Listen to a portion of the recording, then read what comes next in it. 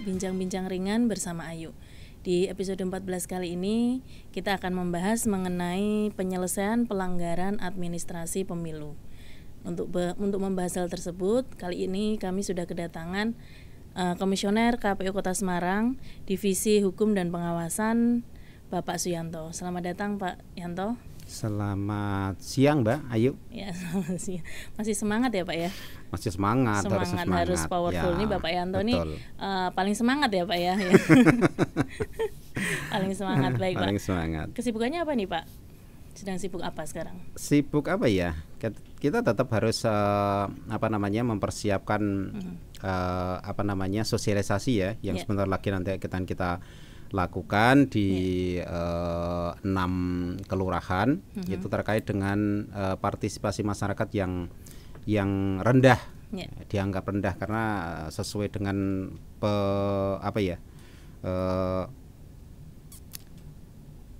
penglihatan yang sampai saat ini kita ikuti itu hasil daripada pilkada kemarin tahun 2020. Itu ada beberapa kelurahan yang memiliki partisipasi masyarakatnya di bawah 55%.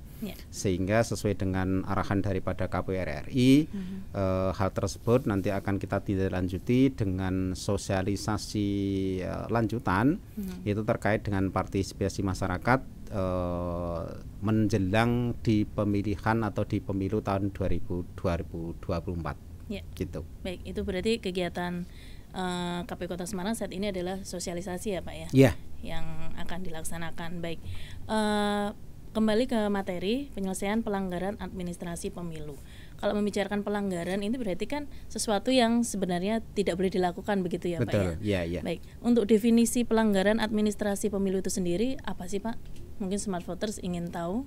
Ya, di dalam PKPU nomor 25 tahun 2013 dan perubahannya di 13 tahun 2014 itu disebutkan bahwa pelanggaran administrasi pemilu adalah pelanggaran terhadap tata cara, kemudian prosedur, kemudian mekanisme yang berkaitan dengan administrasi pelaksanaan pemilu dan setiap tahapan yang dilakukan oleh penyelenggara.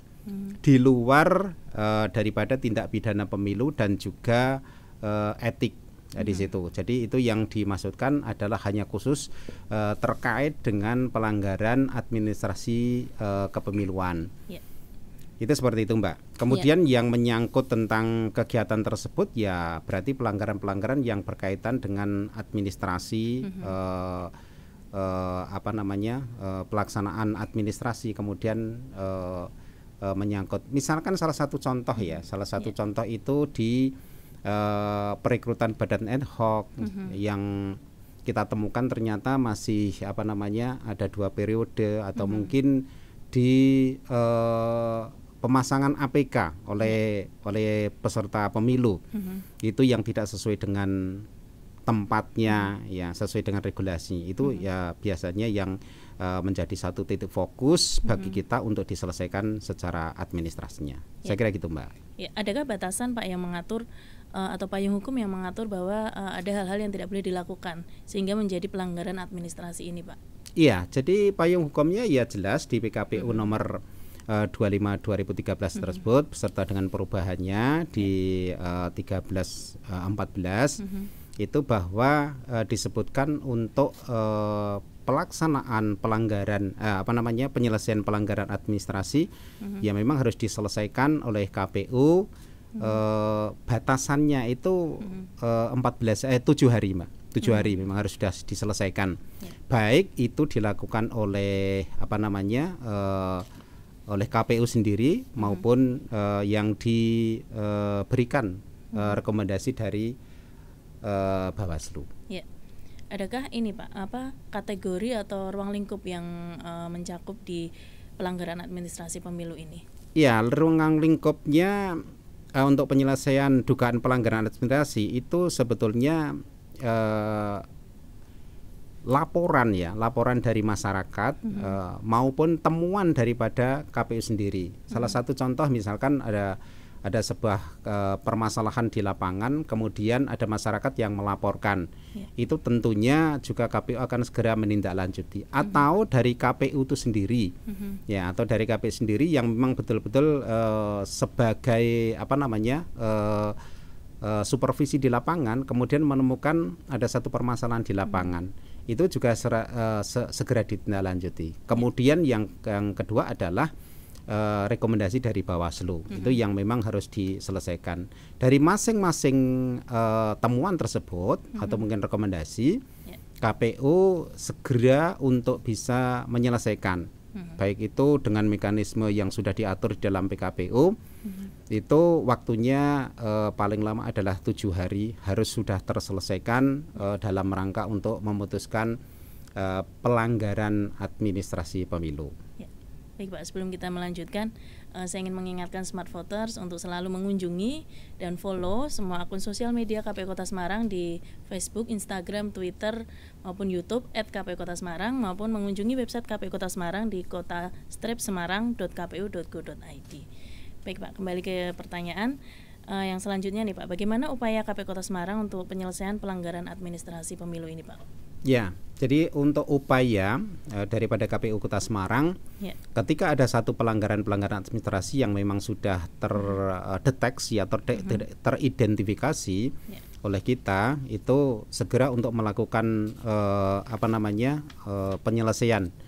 Yang pertama adalah kita lakukan supervisi atau mungkin monitoring ke lapangan, apakah memang benar adanya satu pelanggaran administrasi. Terus kemudian kita melakukan pemanggilan untuk klarifikasi. Kita panggil klarifikasi kalau seandainya laporan tersebut itu berasal dari masyarakat, tentunya masyarakat juga harus memenuhi syarat daripada ketentuan di PKPU tersebut, mengisi, kemudian ada identitas dan sebagainya. Itu yang harus diberikan.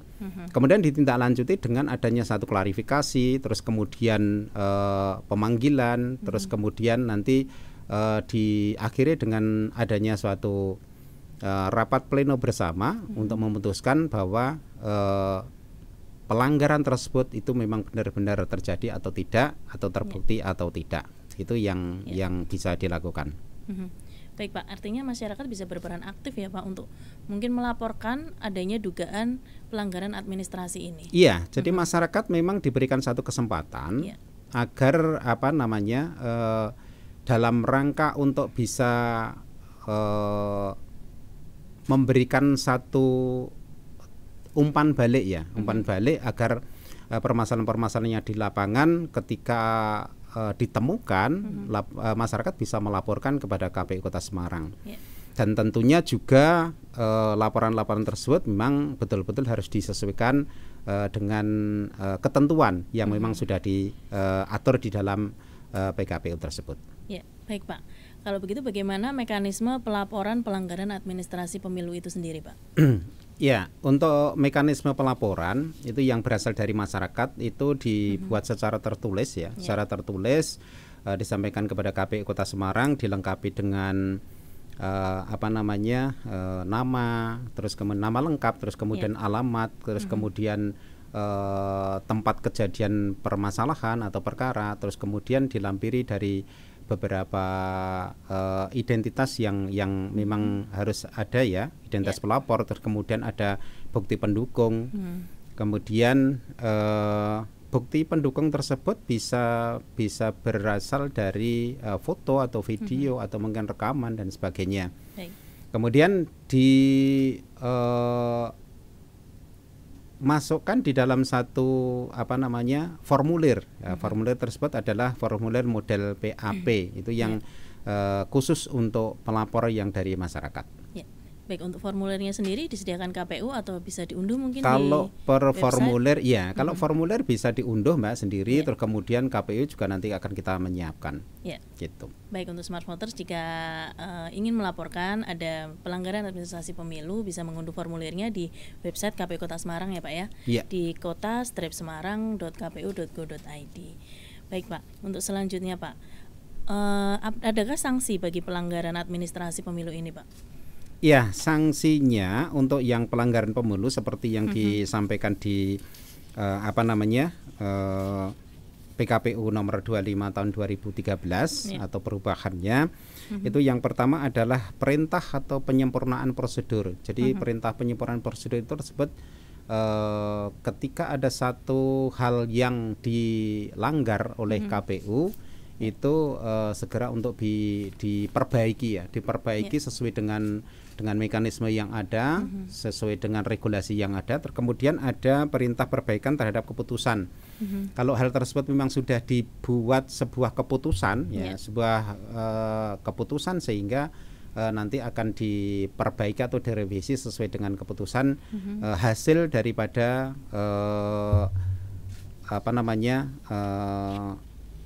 rapat pleno yang diselenggarakan oleh KPU. Kemudian ada teguran lisan, kemudian ada peringatan tertulis, kemudian diberhentikan, terus kemudian diberhentikan sementara. Itu salah satu yang nanti akan dilakukan hasil keputusan rapat pleno di KPU Kota Semarang. Itu yang nanti akan dilakukan ketika pelaksanaan pelanggaran penyelesaian pelanggaran administrasi dilakukan. Itu seperti itu. Baik, Pak.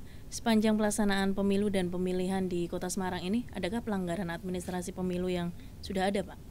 Ya, kita sudah pernah menangani pelanggaran administrasi pemilu ya, Mbak ya. Itu salah satu contoh kalau di Kota Semarang itu terkait dengan pembentukan badan ad hoc. Pembentukan badan ad hoc itu kemarin memang ada satu laporan yang kita terima begitu.